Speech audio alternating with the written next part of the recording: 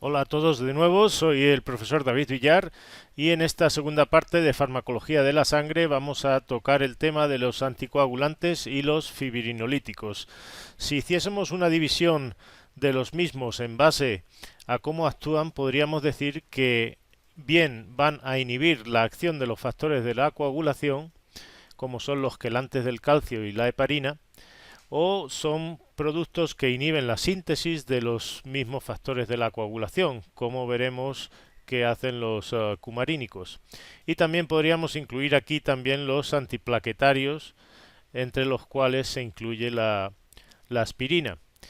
Si el coágulo se hubiese formado, estos no van a hacer nada para romperlo y desintegrarlo. Ahí al final de la presentación hablaremos sobre los fibrinolíticos que, como vemos, se usan para tratar, por ejemplo, infartos del corazón en personas. Bueno, otra forma de dividirlos sería en base a si los vamos a usar in vitro, es decir, cuando sacamos sangre y no queremos que se coagule, o cuando los usamos in vivo, es decir, en el animal.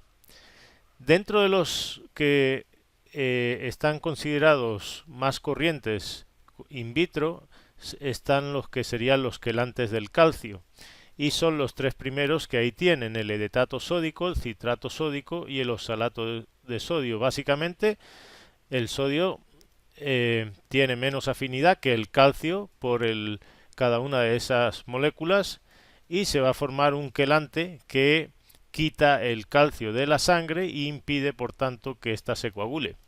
El único que no es quelante del calcio y que vamos a hablar a continuación sería la heparina, y que, como ven, pues no tiene una duración más larga que los otros. Los otros básicamente van a impedir que la sangre se coagule de por vida. Dentro de los anticoagulantes que normalmente vamos a usar in vivo, el más corriente sería la heparina. Como ven ahí, está indicada solo para su uso subcutáneo o intravenoso, mientras que por vía intramuscular está contraindicada. Básicamente, si pinchamos con una aguja dentro de un músculo, se van a producir rotura de capilares y va a haber salida de sangre. Esa sangre, si en presencia de heparina, pues no se coagularía y se formaría un hematoma.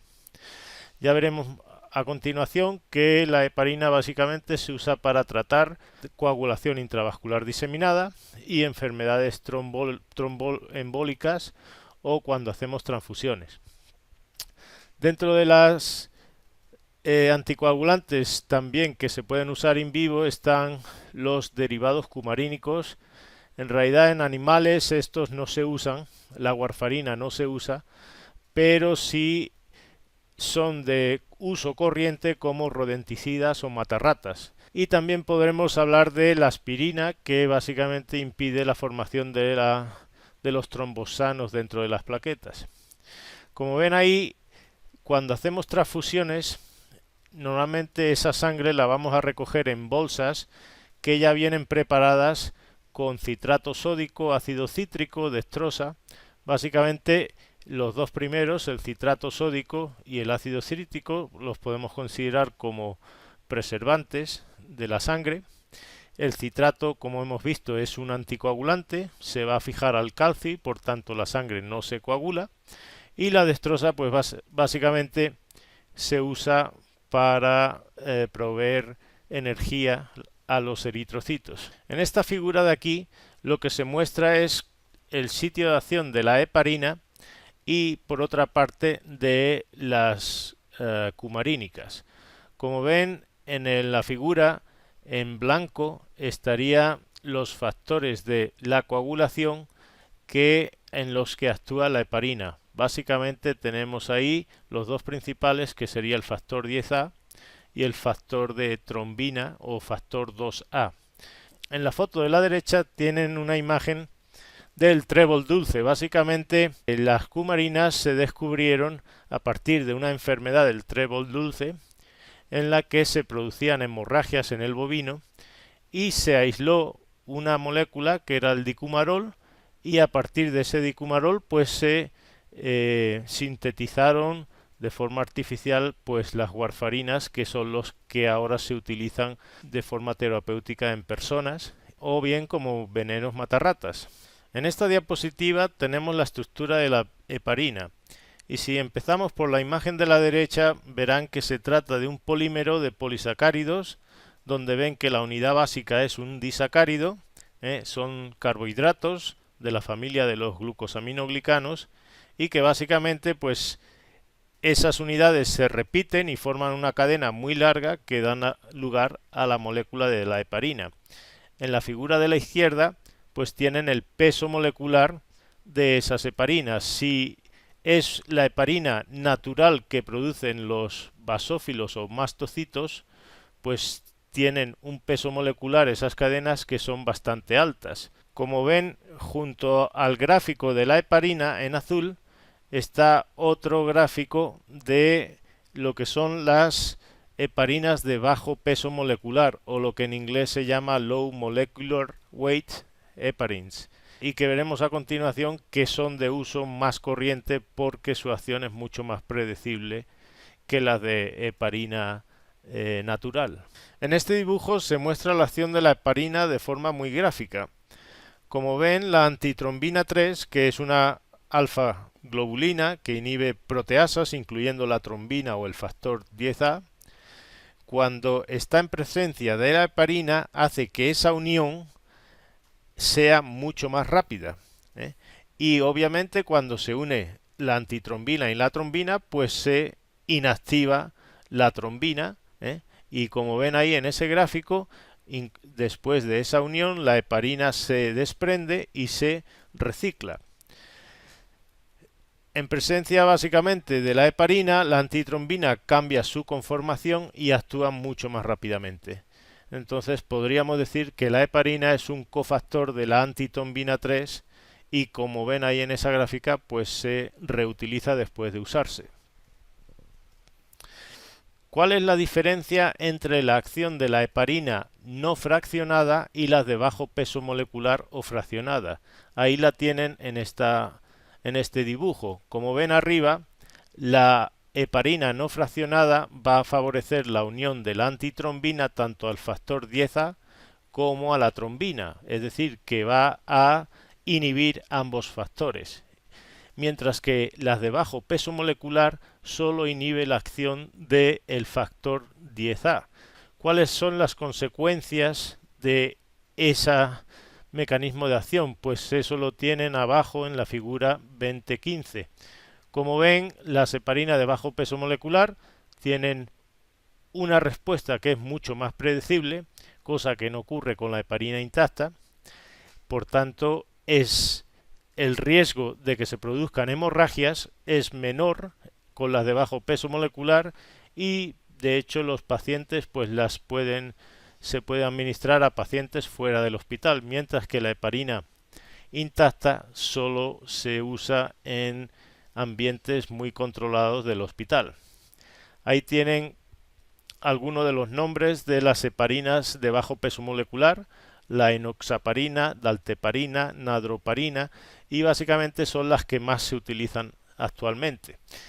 Si hablamos de las indicaciones de la heparina, pues una de las principales y que tienen ahí subrayada es para tratar la coagulación intravascular diseminada y que, como ven, pues se administra junto con sangre o plasma y con fluidos cristaloides.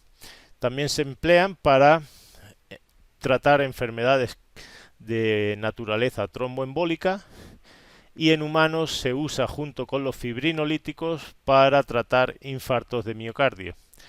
En caballos hay estudios recientes que han demostrado que para prevenir la laminitis, sobre todo después de cirugías de cólico, la enoxaparina, que hemos dicho que es una heparina fraccionada de bajo peso molecular, se administra durante 3 a 5 días por vía subcutánea y eso pues previene que se produzcan laminitis después de cirugía de cólicos.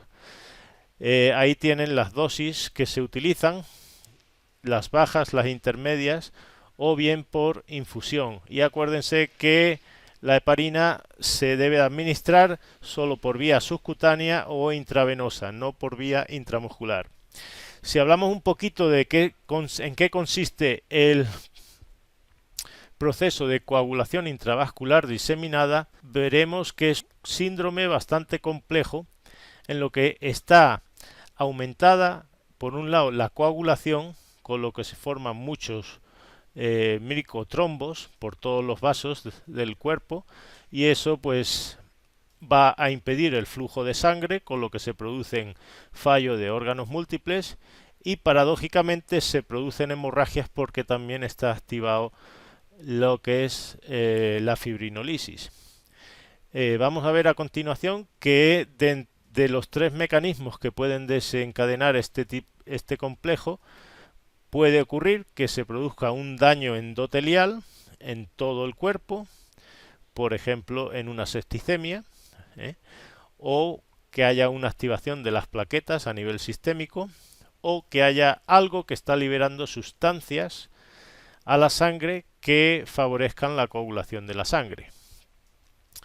Es paradójico porque, como ven aquí, existe por una parte un exceso de coagulación, como ven ahí, cuando se inicia el evento que lo desencadena, se activa la cascada de la coagulación, se produce un exceso de trombina que activa el fibrinógeno, se forman básicamente un montón de coágulos y la consecuencia es que no llega sangre a los órganos, hay una isquemia, hay un mal perfusión de órganos y daño consiguiente.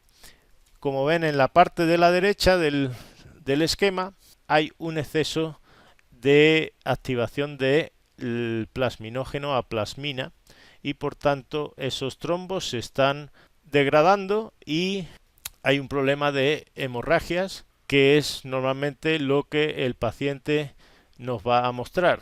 Tenemos un montón de posibles etiologías de la coagulación intravascular diseminada. Como ven arriba, si tenemos por ejemplo una septicemia, que sería pues una invasión de todos los tejidos con bacterias gram negativas que liberan endotoxinas y dañan los endotelios, eso puede desencadenar una coagulación intravascular diseminada. De la misma manera, hay enfermedades como las víricas, quizás de las más características es la peritonitis infecciosa felina, que lo que hace es activar las plaquetas. Y como también decíamos, otro mecanismo era que se liberan sustancias procoagulantes a la sangre. Estas sustancias pueden ser de, por ejemplo, neoplasias, tumores que liberan proteínas o sustancias extrañas a la sangre, o por ejemplo puede haber una destrucción masiva de tejidos, como ocurre cuando hay una quemadura o un trauma, o puede ocurrir una anemia hemolítica, que también hay destrucción masiva de eritrocitos, o como vemos ahí también una pancreatitis, en lo que se liberan una cantidad de enzimas pancreáticas que obviamente pues también activan toda la cascada de la coagulación. Como ven en esta diapositiva, la presentación puede ser bien crónica o aguda. En el caso de neoplasias, por ejemplo un tumor de mama en una perra, pues se nos va a presentar el animal con hemorragias y podemos sospechar que tiene una coagulación intravascular diseminada.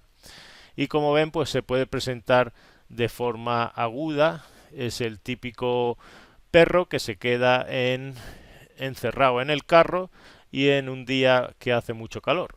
¿Cómo podemos diagnosticar una coagulación intravasculada? Pues abajo tienen básicamente los 4 parámetros clínicos que nos van a indicar que exista ese síndrome en el cuerpo. Es característico que haya una anemia hemolítica, normalmente de tipo regenerativa, y va asociada normalmente a un leucograma con desviación a la izquierda. Si hacemos un frotis vamos a ver que muchos de esos glóbulos rojos están dañados por contacto con la fibrina, se dice que son esquizocitos. Vamos a ver que las plaquetas están bajas. Si hacemos medición de los tiempos de coagulación, el tiempo de protrombina o otro tipo de tiempo de coagulación va a estar aumentado, y si medimos si existen productos de degradación de la fibrina, pues los vamos a encontrar también.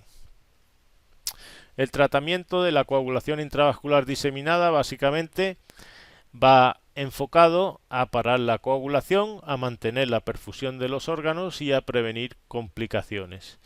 Como ven ahí, la terapia, siempre que conozcamos cuál es el origen, pues es lo que habría que tratar. Si es una perra que tiene tumores de mama y la vemos que tiene una anemia y que tiene hemorragias, pues habría que extirpar esos tumores. Como ven, es esencial administrar fluidos intravenosos para mantener la perfusión y poder disolver los trombos y la fibrina, y hay que parar la cascada de la coagulación. Como ven ahí, la aspirina es controversa, no se ha demostrado que funcione porque en realidad la agregación plaquetaria no es la causa de la trombosis. Lo que sí habría que hacer es administrar plasma fresco o sangre para reemplazar los factores de la coagulación que se están perdiendo, y entre ellos la antitrombina 3, que es necesaria para que actúe la heparina.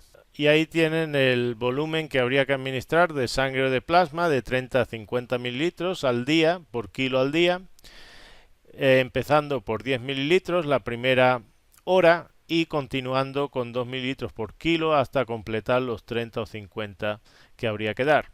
Como ven, el plasma se combina con la heparina. Normalmente, actualmente se prefiere usarlas de bajo peso molecular, y como ven, la heparina necesita de la presencia de la antitrombina 3 y para ello es necesario administrar plasma.